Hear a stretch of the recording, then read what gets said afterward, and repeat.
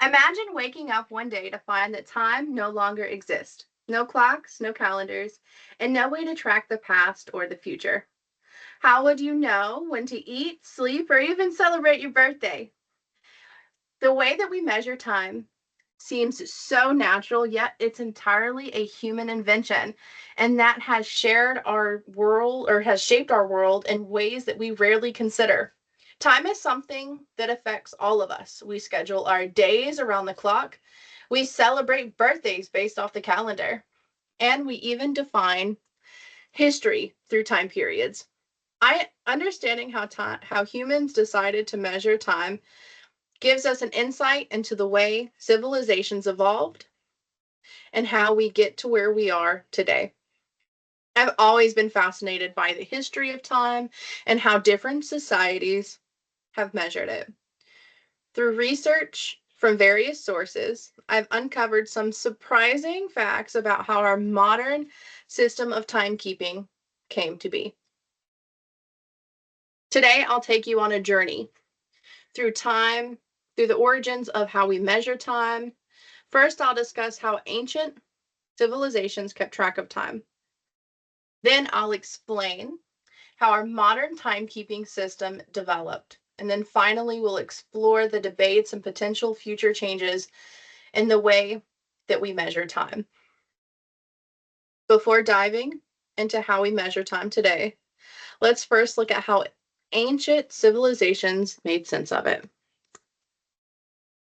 The earliest timekeepers in ancient civilizations relied on nature to measure time. The Egyptians used sundials to track the movement of the sun, and the Babylonians divided the day into a 12-hour segment, setting the foundation for our modern 24-hour day. Different societies developed their own calendars based on the sun and the moon. The Mayans, for example, had one of the most advanced, earliest calendars using complex calculations to track the solar year with remarkable accuracy.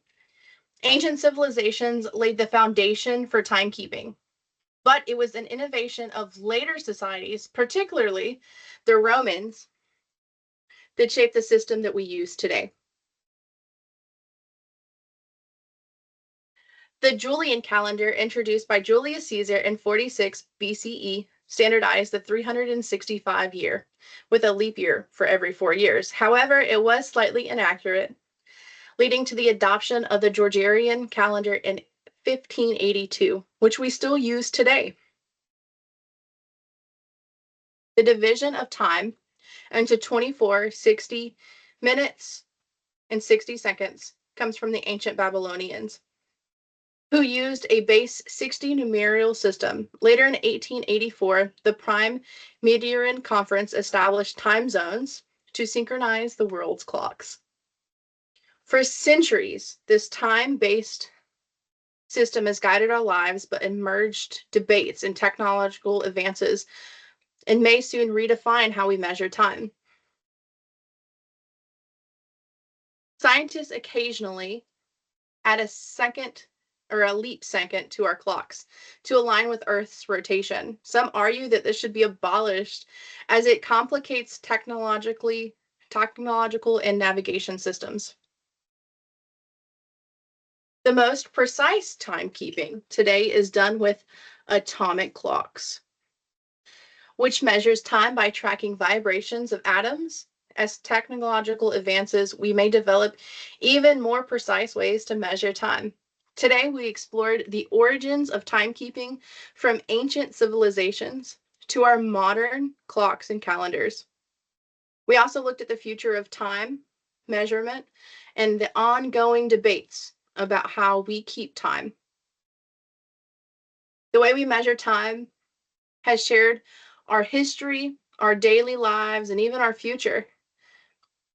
But as our understanding of the universe evolves, so might the definition of time itself. Next time you glance at a clock or set an alarm, consider this. What if time had been measured in an entirely differently way? How might our world look today?